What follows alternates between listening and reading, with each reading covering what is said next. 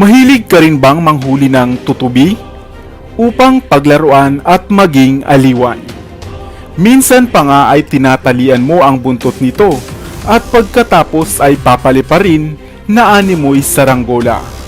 Subalit maaaring pagkatapos mong mapanood ang videong ito at malaman ang mga lihim na karunungan tungkol sa mga tutubi ay mapapaisip ka na muna bago mo sila hulihin. Hello, what's up? Your best here. Sa videong ito ay isa-isahin natin ang 7 kaalaman tungkol sa mga tutubi na maaaring hindi mo pa alam o hindi mo pa naririnig. Kaya kung bago ka pa lamang sa ating channel, ay huwag mong kalimutan na pindutin ang subscribe button at ang notification bell upang lagi kang updated sa aking mga bagong uploads. Ang tutubi ay isang uri ng insekto na mayroong 4 na pakpak, 6 na mga paa, mahabang buntot at ulo na gaya ng isang robot. Ang tutubi ay tinatawag ring Anisoptera na ang ibig sabihin ay hindi pantay na mga pakpak, sapagkat masigit na malaki ang dalawa nitong pakpak sa hulihan. Sila ay mayroong iba't ibang kulay, hugis at laki, depende sa klase. Ang ilan nga sa aming probinsya ay tinatawag na tutubing karayom o tutubing parang. Ikaw, sa inyong lugar, ano ang ibang pangalan ng mga tutubi? At batid ko na maging ikaw man ay napasaya rin ng mga tutubing ito noong kabataan mo pa sa probinsya. Madalas ay inuhuli natin sila, tinatalian sa buntot at pinuputulan ng mga pakpak. At kahit itanggi mo pa ay alam na alam ko ang totoo. Dahan-dahan kang nag-aabang sa likuran nila at unti-unting inilalapit ang kamay o ang iyong mga daliri upang hulihin ang kanilang mga buntot. Subalit mayroong 7 sikretong bagay na maaaring hindi mo pa alam at hindi na ituro sa atin sa eskwelahan tungkol sa mga mumunting tutubing ito. Number 1. Ang mga mata ng tutubi. Sa buong katawan ng tutubi, ang mga mata nito ang pinakapambihira. Sinasakop nito ang halos buong ulo. Ang mga mata ng mga tutubi ay nagtataglay ng mahigit sa 30,000 na mga facets at ang bawat isa rito ay mayroong lens na nagbibigay sa kanila ng kakayahang makakita. Bagaman mayroon silang blind spot sa likurang bahagi ng kanilang ulo, ay halos 360 degrees rin ang nakikita ng kanilang pabilog na mata. Na ang ibig sabihin ay nakikita nila ang mga bagay-bagay sa kanilang harapan at sa kanilang likuran.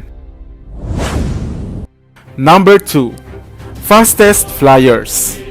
Sa maniwala ka at sa hindi, ang mga tutubi ang siyang pinakamabilis lumipad sa lahat ng klase ng mga insekto.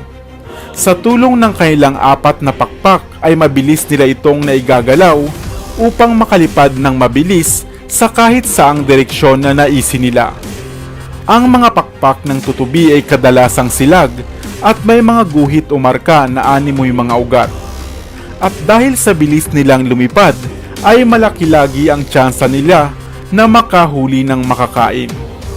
Ang isang tutubi nga ay mayroong kakayahan na lumipad ng 35 miles per hour na kung susumahin ay maaaring mula sa Maynila hanggang sa Batangas sa loob lamang ng 1 oras. Number 3. Breeding o pagpaparami.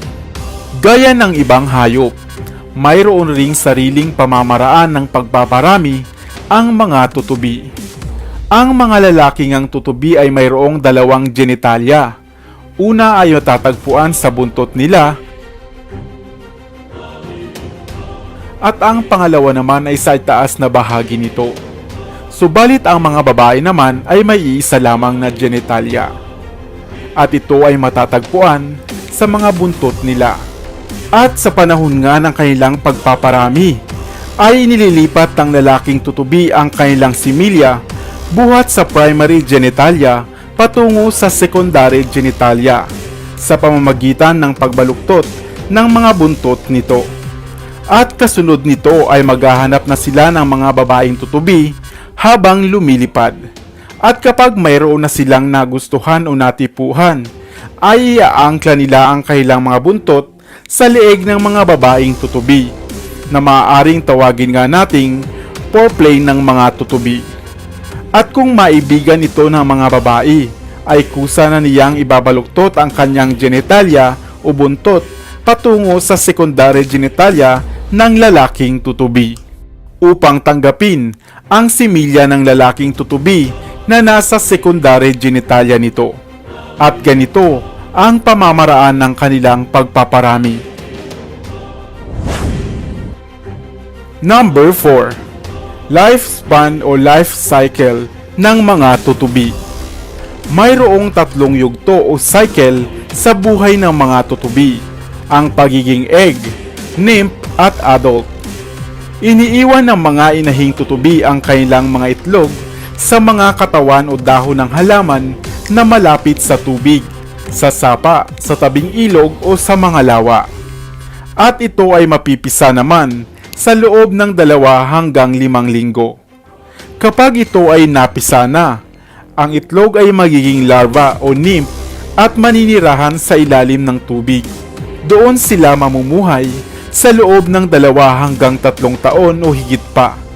Nabubuhay sila sa pamamagitan ng pagkain ng mga maliliit na isda o hayop sa tubig gaya ng tadpole, hipon at mga kauri nilang nymphs. Matapos ang ilang taong pamamalagi sa ilalim ng tubig, ang mga nymph ay magsisimula ng umakyat sa itaas ng mga halaman sa tabing ilog para mag-ibang anyo at maging isang ganap na tutubi. Subalit di gaya ng mga nymph, ang mga tutubi ay mabubuhay lamang mula 6 na buwan hanggang 1 taon. Upang higit na maunawaan ay narito ang breakdown ng kanilang life cycle. Ang mga itlog ng tutubi ay namumuhay ng 2 hanggang 5 linggo bago mapisa. Ang mga nymph naman ay mabubuhay ng 2 taon o higit pa bago maging ganap na tutubi. At ang adult o ang mga tutubi naman ay maaaring mabuhay ng 6 na buwan hanggang 1 taon lamang. Number 5. Deadliest Hunter. Kung ang mga nymph ay kumakain ng mga maliliit na hayop sa ilalim ng tubig, ay gayon din ang mga tutubi.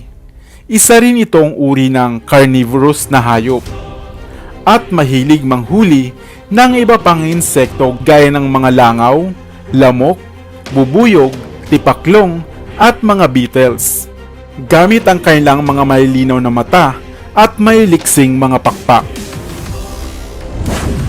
Kaya kung hahayaan lamang natin na mamuhay ang mga tutubi, ay makatutulong pala sila upang maiwasan pa natin ang paglaganap ng mga karamdamang maaaring daladala ng ibang insekto gaya ng mga langaw at mga lamok. Number 6. Polusyon. Ang mga tutubi rin ay isang malinaw na indikasyon na malinis at sariwa pa ang mga kailugan. Kung wala ng tutubi na makikita sa inyong mga sapa, lawa o ilog, maaaring ito ay napakarumi at polluted na. Number 7. Indikasyon ng bad elements. Oo, tama, ang mga tutubi rin ay isang magandang indikasyon o palatandaan na mayroong negatibong enerhiya sa paligid. Kung baga sa mga kagubatan, ay hindi pa ito nasisira o nagagalugad ng mga tao, kung kaya't pinamamahayan pa ng mga espiritu ng kalikasan at kadalasang sinasabo o nilalapitan ng mga tutubi. Kung kaya, sa susunod na may aali-aligid sa iyong 1 o 2 tutubi o higit pa, ibig sabihin nito, ikaw ay nababalot ng mga negatibong enerhiya o negative vibes. Ngayon, manghuhuli ka ba ng mga tutubi o hahayaan mo na lamang sila at panonoorin na lamang ang masigla nilang paglipad upang kahit papaano ay makatulong tayo sa kapaligiran? Dito na sa Best TV, tayo ay matuto. Utak mapuno ng bagong kaalaman. Dito na sa Best TV, tayo ay lumibot. Lihim na mundo ay ating matuklasan. Dito yan sa Best TV, dito yan sa Best TV, dito yan sa Best TV. Sapagkat ang mga laki may alam. Dito yan sa Best Tara TV. bes, sabay-sabay tayo na matuto. Pagkat dito sa mundo lamang ang siyang marunong. Ating utak salina ng panibagong dunong. Mga bagay na sa buhay ay makakatulong. Mga sikretong kalikasan, para kung sakali alam mo ang kaligtasan. Mga usap